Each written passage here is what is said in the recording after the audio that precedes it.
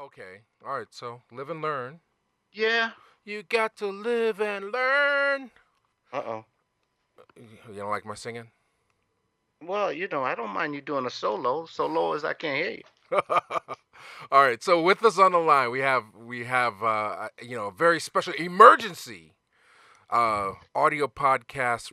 Jay Z released his latest album exclusively on Tidal 444, and it's got 10 songs. I'll let other people review the album. I mean, all I can say is, Jay Z, he's encountered quite a transformation in the last couple years, and this may be his most woke effort yet.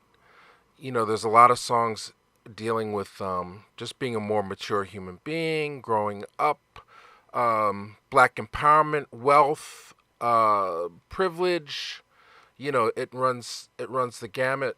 But because we are a film show, uh, primarily, and we talk about film culture, I did want to talk to Charles Woods, who's on the line with us, about the music video for the first, I guess you could say, single to accompany the record, The Story of OJ. What are your thoughts, Charles? First of all, let me prefix what I'm about to say. I just want to piggyback on something you spoke about um, initially when you were talking about Jay-Z, Mm-hmm. and you said he had a more political bent to him more recently. Yeah. Am I right? Well, I mean, And and yes. and Go ahead. and Yes. to make my point is, we used to say this is what we at 2017. What's this? AD? Mm-hmm. Well, it's Anno Domini, which means the year of our Lord. Okay. Okay, and it used to be BC, before Christ. But Jay Z, in a way, you could say this is Jay Z PHB, Post. Harry Belafonte. Absolutely. Yeah. Yeah. I mean, there was a lot of criticism aimed directly at Jay Z by Harry Belafonte. I'll see if I can pull that up. I recently said at an interview in a place called Locarno in Switzerland during the presentation of a film that I had made called Sing Your Song. A large press corps gathered in this place began to talk about the arc of the great struggle in America during the 20th century that black people engaged in trying to liberate ourselves. And in that context, I was asked whether or not I thought the participation that artists had during the great struggle in the 20th century continued to reveal itself and continued to commit itself to our struggle, still looking for liberation and still looking for freedom. And I said that in the time of my introduction to the arts, there were great artists like Paul Robeson and Canada Lee and Marian Anderson, and great writers like Langston Hughes and Zora Neale Hurston, who deeply immersed themselves and they committed themselves not only to revealing us as a people, but use their art and their voice and their power to enhance our struggle with oppression. Such voices do not exist today, or at least exists in ways that are as abundant as they should be. Yet, we have more black celebrities, more black visibility in the sports, in arts, in many social stations, and we have failed miserably in using that power and using that celebrity to, uh, uh, to, to keep alive the integrity of our struggle. The reporters then began to rattle off names. And as I said then, I said, as they said Jay-Z and they said Beyonce, and they mentioned a few others. And I said, if you find them in the celebrity core, then they stand anointed by my criticism. That's the gist of it. So this is ADBC and PHB. It's clearly 2013 that Harry Belafonte Jay Z beef. That might have been the most important beef of Jay Z's career, because after that you start to see Beyonce with Lemonade, and expanding her purview of women's empowerment, black women's empowerment, to include sort of historical legacy references and greater appreciation of art, and now we have 444, which I'd say half the tracks have some political. When it's not braggadocious, there is a lot of political and world content. In addition to that, Jay-Z has produced the Khalif Browder documentary that recently aired on Spike TV, and he signed up to do another documentary on Mike Brown. So he's drawing a lot of attention to the issue of police brutality, Black Lives Matter, within the context of what he chooses to finance, and now we have the story of OJ. And I asked you to take a look at this video, and Hmm. what are your thoughts? Well, the visuals struck me immediately because uh, when it first came on, it took me back to when we not too long ago had a discussion on the Band 11, the racist cartoons, Hmm. um, the censored 11, the imagery of black people in these degrading um, cartoons that were popular from 31 to 1944. People can go and what hasn't been taken off, they can go and look at stuff like Coal Black and the Seven Dwarfs, Jungle Jitters, all this and Rabbit Stew, Clean Pastures, stuff like that. And when they see those images, then they'll have a sense of relevancy to what I'm saying now, how the comparison to what's in those images into what Jay-Z, how he's using his video to make his point, why I had some issues immediately. But as I told my daughter, to be fair, I'm not going to dismiss the content of what Jay-Z I feel is attempting to do with this video. And then I would get to not just the visuals, but the importance of what he's putting in his lyrics, where he's addressing issues about how blacks are regarded in this racist society. Um, Lyrically, the other thing that upset me was the N word. I hate that word. And that's the other issue I had. So, visually, on one hand, how it was a throwback to the 30s and 40s, but from an audio perspective, hearing the N word and being bombarded with that over and over again, even where he's referring to, uh, please excuse me, but for the purpose of this commentary along with this segment, where he's discussing that the field nigger, the light nigger, the dark nigger, at the end of the day, we're all niggers. They're still the same. I Right. just I just don't like that word, and I don't like the idea of how too many blacks want to say that they're taking ownership of this horrendous word and trying to turn it around to make it something else, to diffuse it, not let it have the power it had over us.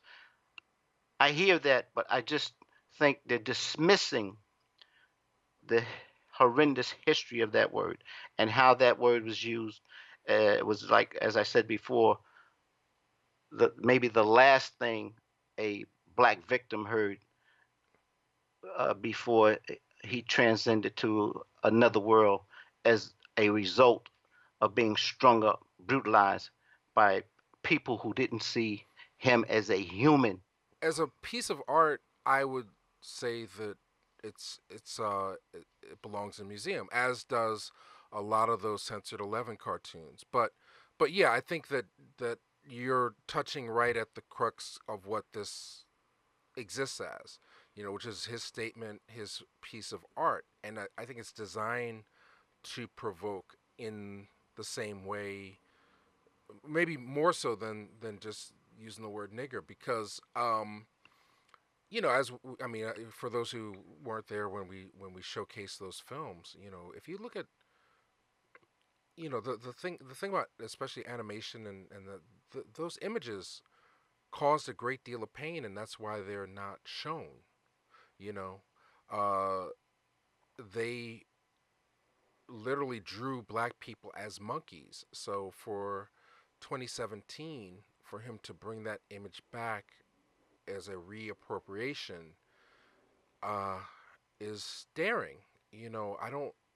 And for somebody who understands the context, it works brilliantly. But there's so many people that, because those movies were never seen, they may read it a whole different way. And the country's so divided that I think you have to be very careful how you use those images, because they can be misappropriated. It's not necessarily pure satire. But the reason I wanted to separate the song from the visuals was because I think what the message of the song is promoting is right on time. It's on point to a certain extent. Now, we all know Jay-Z is just capitalist supreme, and if he's woke, Harry Belafonte has made him a more socially responsible artist, then that's good. But I still hold this is the guy that would sell crack to your grandmother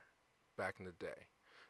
And every record, they said this is his 13th album. Virtually every record up until now has just been a glorification of materialism and capitalism. And that seems to be what people want.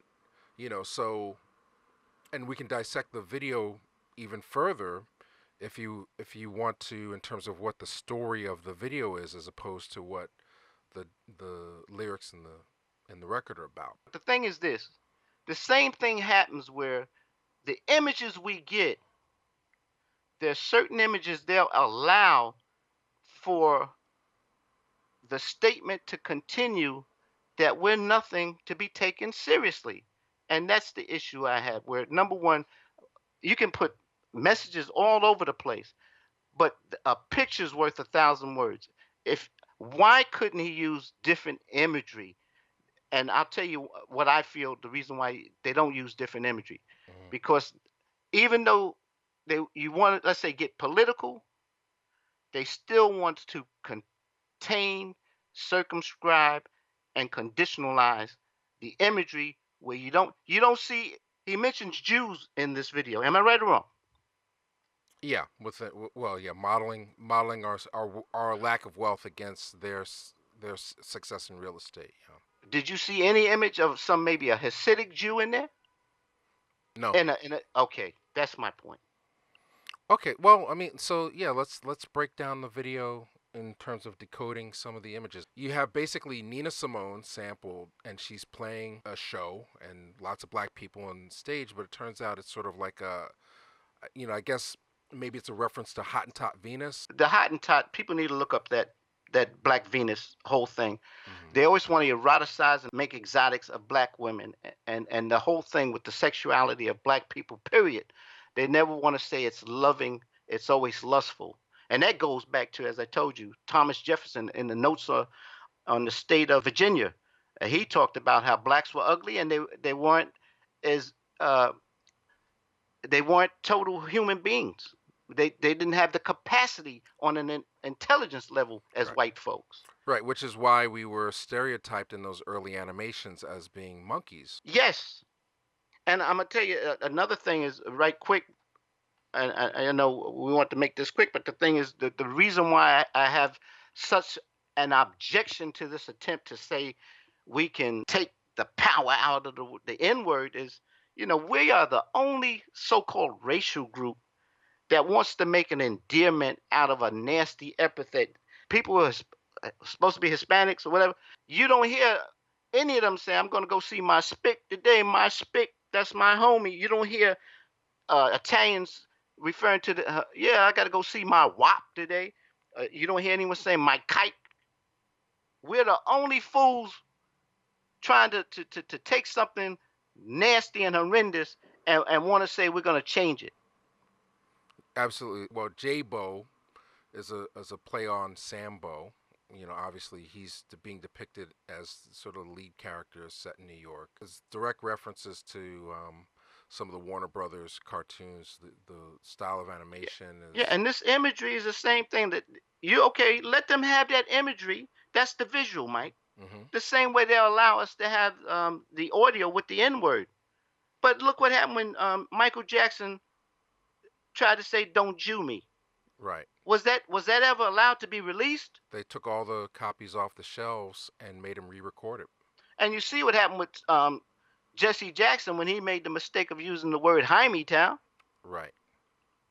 So there's certain people are still in control, even though this is a purporting this song is purporting to be about financial freedom and generational wealth. That's the overall message of the song.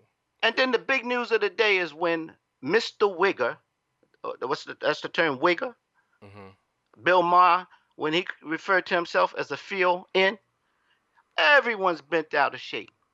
But Right. here's the thing, as my brother just said, who are some of the biggest buyers of the rap music? White folks. White folks. So I guess if white folks went to see their favorite singers in person singing these rap songs, right? hmm When it comes down to the lyrics, I guess the white folks have to edit themselves. Yeah, that's a running joke. You know, they can't scream out the word. They may say it in their car, but they can't say it in public around black folks. Yeah. Well, I'm gonna throw this back at you, and all of these other son of a guns with this duplicity and this hypocrisy. Nigger, please. There's lots of references. There's a shot of Jay-Z eating watermelon that very directly quotes the Scrub Me Mama with a Boogie Beat footage. You know, but he's recontextualizing that same image from that 40s cartoon by saying it doesn't matter how rich you are or how you identify yourself within the realm of the black spectrum in America, you're still the N word. And then he shows himself eating watermelon. I'm gonna tell you another thing.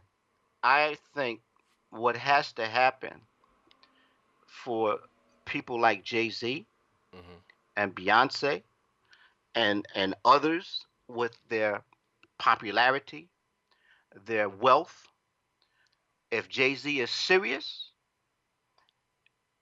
he needs to get with people, black folks like himself, and instead of a cartoon like this, put something out where he's got images of black folk like himself coming to the table and saying, you know what? The time has long been past where we need to come together and act on the strategies of the capitalists on how we can make money, and how we can use that to liberate our people. Everyone else has done it but us.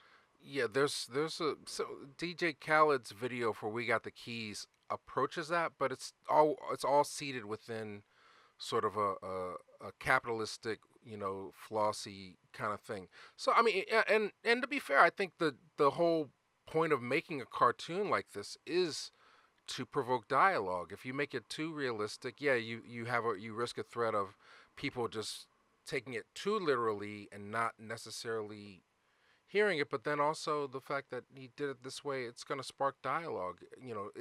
Does it work? Does it not work?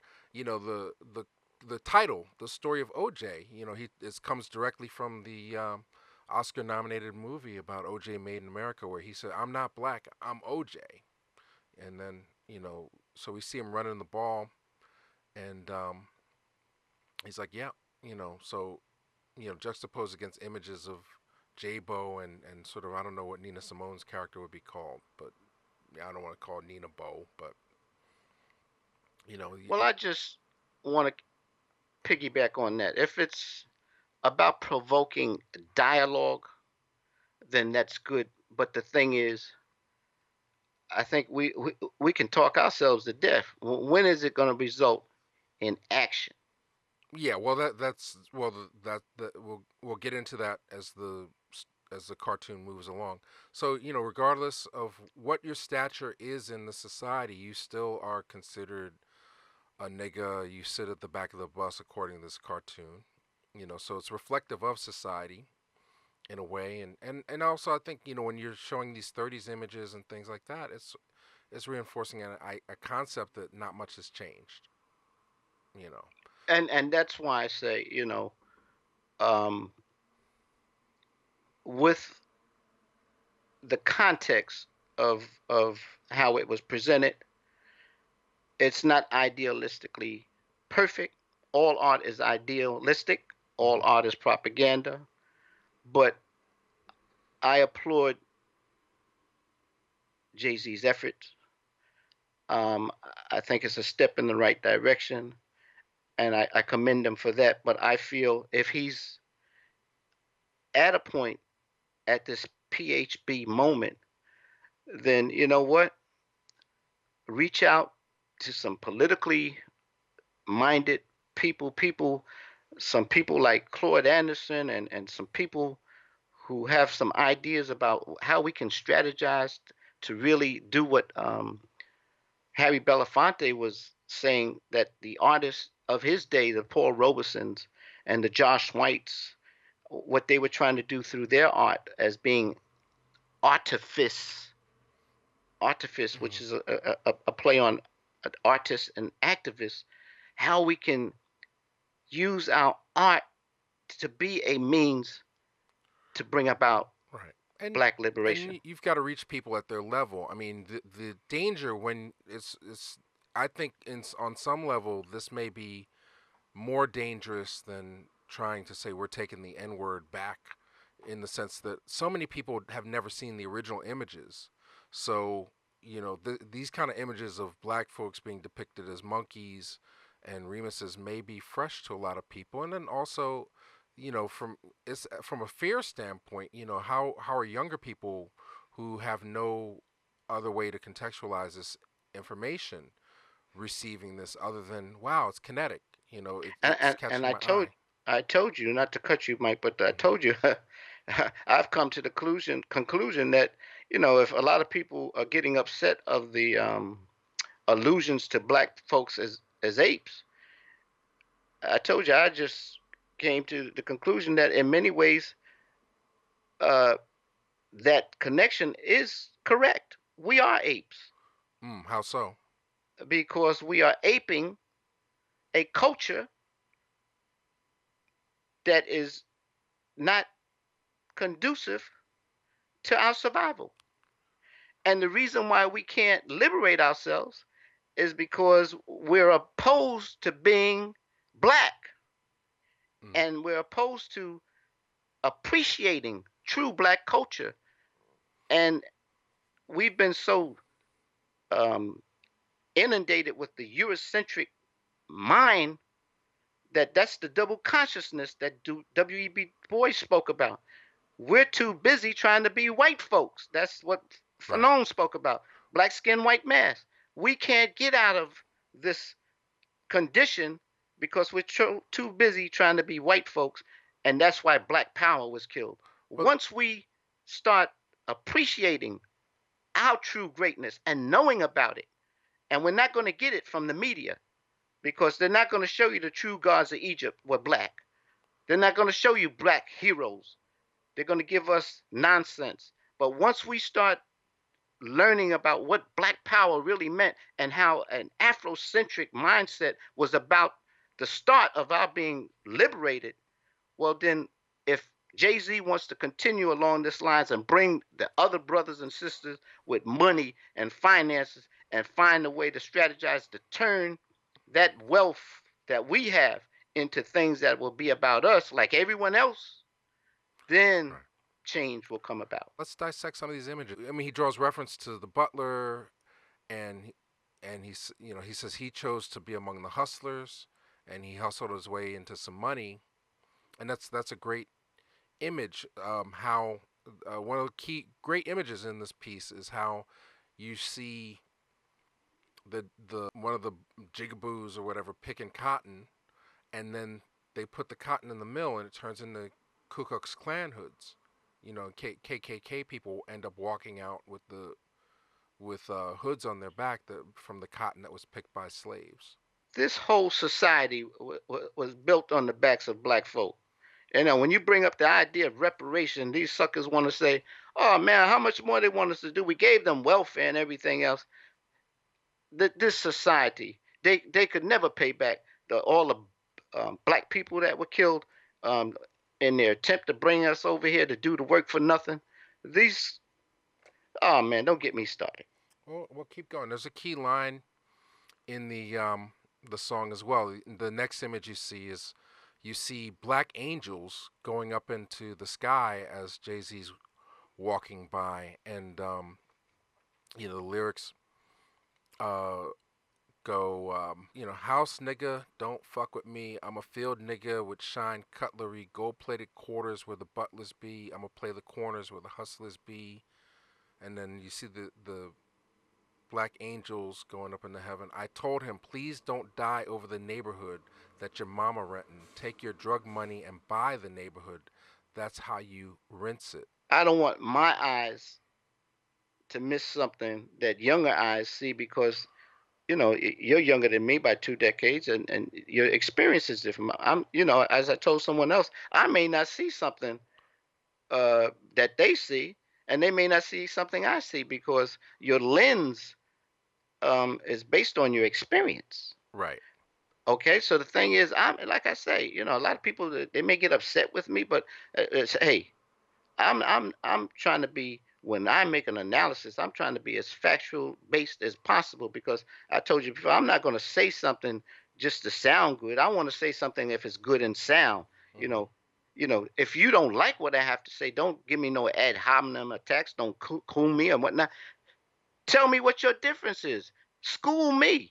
But the thing is, if we're talking about rinsing, I like that. Rinse it. Yeah, let's rinse it. Let's take it over. I mean, you go to Harlem. We were just in Harlem, brother.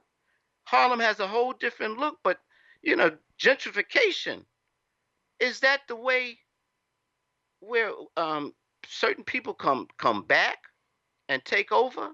And when we had it, we could have kept it. How's the way we can get in and stay in and turn it around? Because it's not just about race; it's also about class.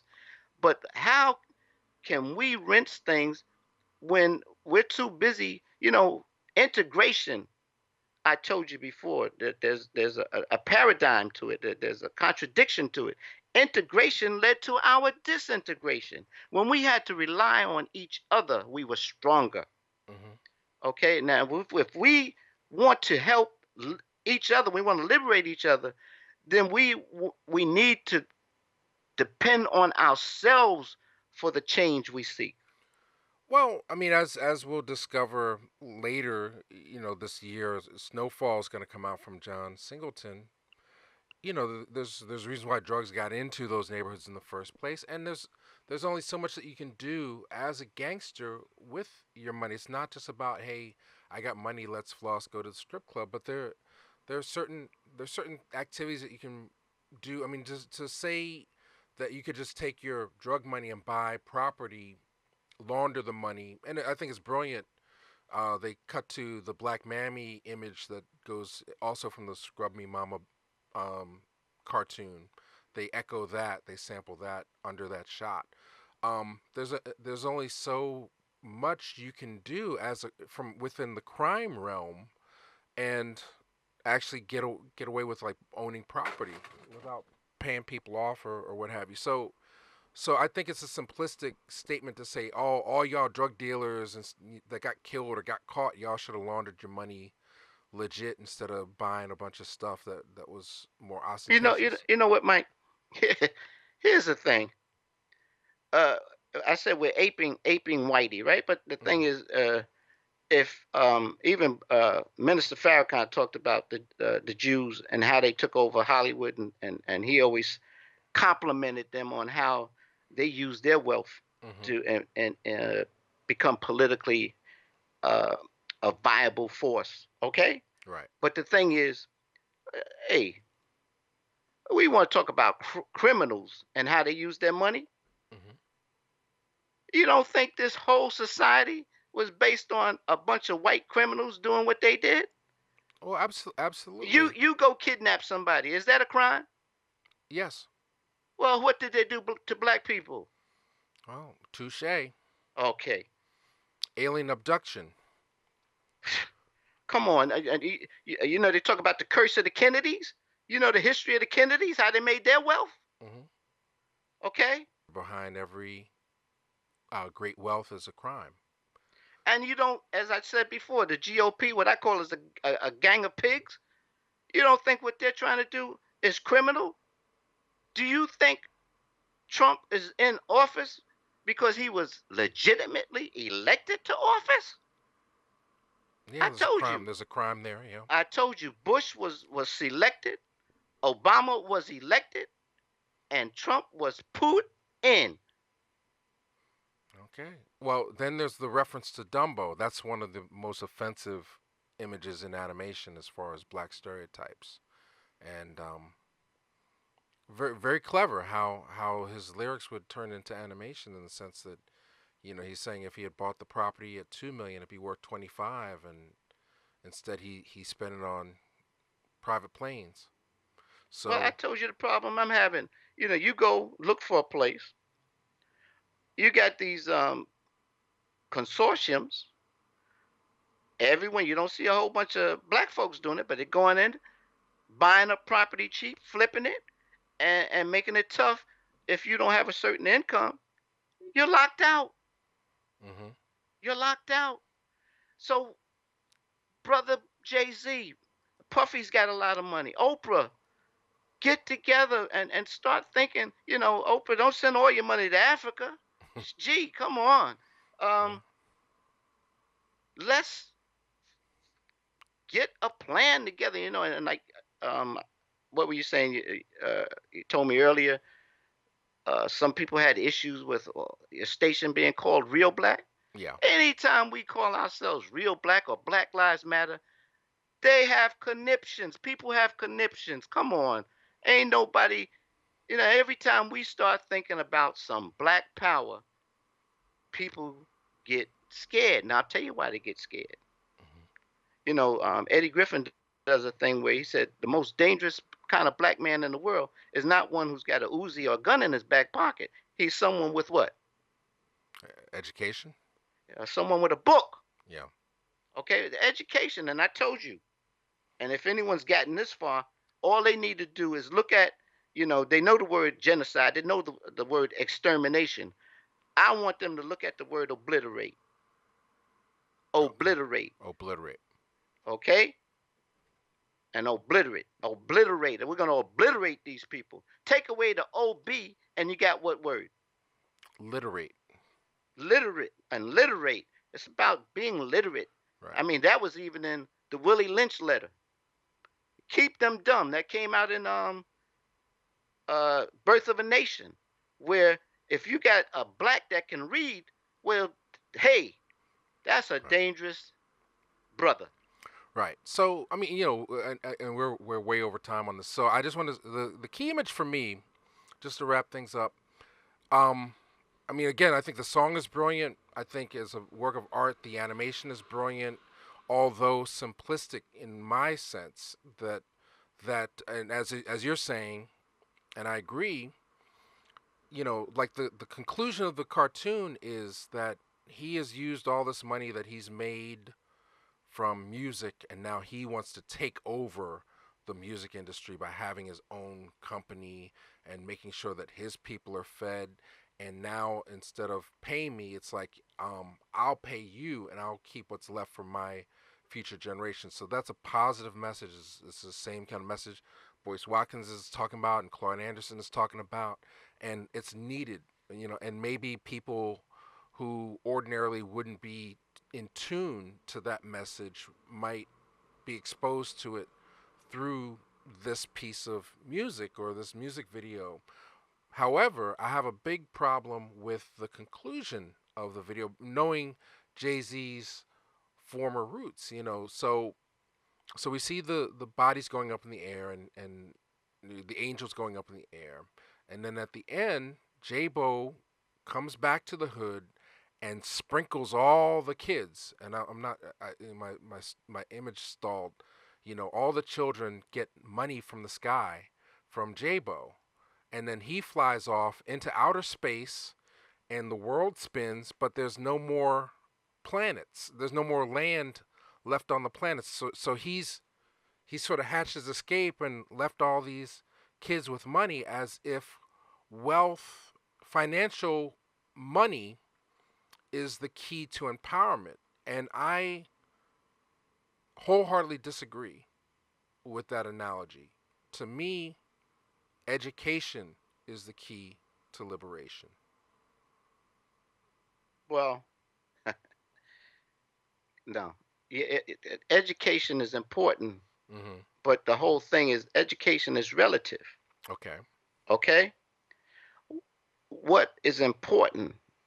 Money is just a means of exchange, Mike. Yes. What's important is having the ability to control people. If you control the water and people need water, you're a powerful son of a gun. Right on. Okay? Okay? If you own the land, people need a place to live, you're a powerful son of a gun.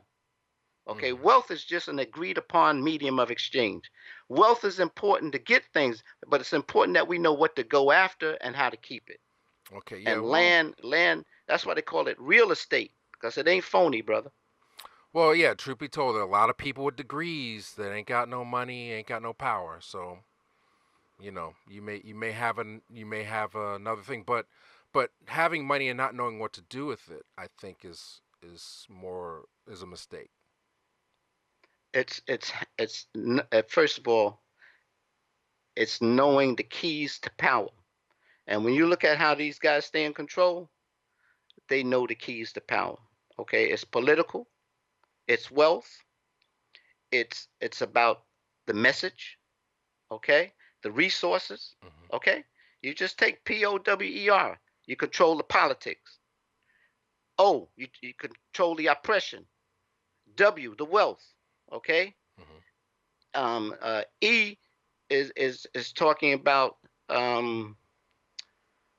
there's another thing with what the E I came up with, and R is the resources. Okay, Mm-hmm. they stay in power by having control of all these things. Okay, and you look, for example, people get scared. Look at the attempts to change uh, the money system. Yeah, It could throw absolutely. Good whatever you got in points. the Yeah. bank, make it worthless. Mm-hmm. Okay, so the whole thing is there's certain things. I mean, remember we used to have a gold standard and Right. silver. Remember?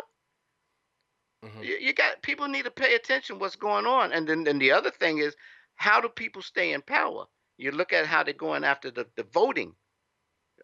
Watch this technology going after the voting, the way they want your social security number and all that. What's with that? And there's no definitive reason why there's nothing close to support the idea of voter fraud. It's all a game, brother. Closing thoughts. I mean, for me, bravo to Jay-Z for putting out a woke album, and taking his legions of fans and exposing them to some ideas. I mean, there's nobody that does it the way Jay-Z does it, in terms of his wordplay, and I feel like he's at the top of his game. This ain't no whack album. It's worth the listen. It's an instant classic in my opinion. The video, I think, is provocative, and certainly, we've generated some discussion here. I would love to hear what our folks that are listening, what their feeling of these images are. The crux of it being appropriation. Can you reclaim those images that have done so much damage to hurt us, and recontextualize them into a piece of art that is designed to awaken and empower? That's really what this is about. And your conclusions? Well, to be fair, we did change the concept of blackness. Mm-hmm. You know, when I was coming up, you call somebody black, you were ready for a fight. Mm-hmm. Okay, black was such a word that people didn't even like. I mean, as I said before, you didn't have no black magazine. You didn't have Black magazine. I worked for a paper. It was called Black American. but that was the only paper to call itself black. Everything was sepia, ebony, jet, dawn. Nobody wanted to use the word black. So we did have a different idea of black and saw it as beautiful. But that's not to equate blackness with the N word. There's some legitimacy to the idea that you can have some change in something, but there's a different connotation, a different history between the two words. We had to first see ourselves, we had to see and accept blackness for the beauty it is. And the reason why blackness was considered ugly, because I'm going to tell you something. The people who know the true history of black folk, they're afraid, because black people, when you study their history, blackness is the beginning. And I don't care how many people take exception to that, have cognitive dissonance about it, and all the people out there don't like the real black or the black lives. Black, just go back to your school and go into biology and let them tell you about the dominant and the recessive genes. You can get anything from blackness. Well, with that in mind, I just want to share the wise words of the late, great Richard Pryor, classic bit from 1970 that speaks to what you just said. So I don't know if you remember this one, Charles, but here we go. Being black was being cool. I remember it wasn't black in those days because black wasn't beautiful yet. Remember, you couldn't even say black. You called a dude black. I don't play that. Don't call me black. I'm a Negro. I remember when black men come through our neighborhood, man, dressed in like the clothes you have on. Black men, you know what I'm talking about. Be black and be proud. My parents go, that nigga crazy. I tell you always back me up with Richard Pryor. That was beautiful. In closing, I just want to say I love the viewers. Thanks for the support. One love, each one teach one, and peace and blessings. I went to Africa. I went to the motherland, find my roots. Right? 700 million black people. Not one of them motherfuckers knew me. I looked in every phone book in Africa.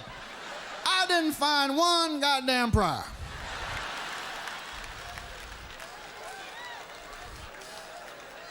Only one familiar name I saw was J-Bo Walker. I called him up. They said he was in Arizona.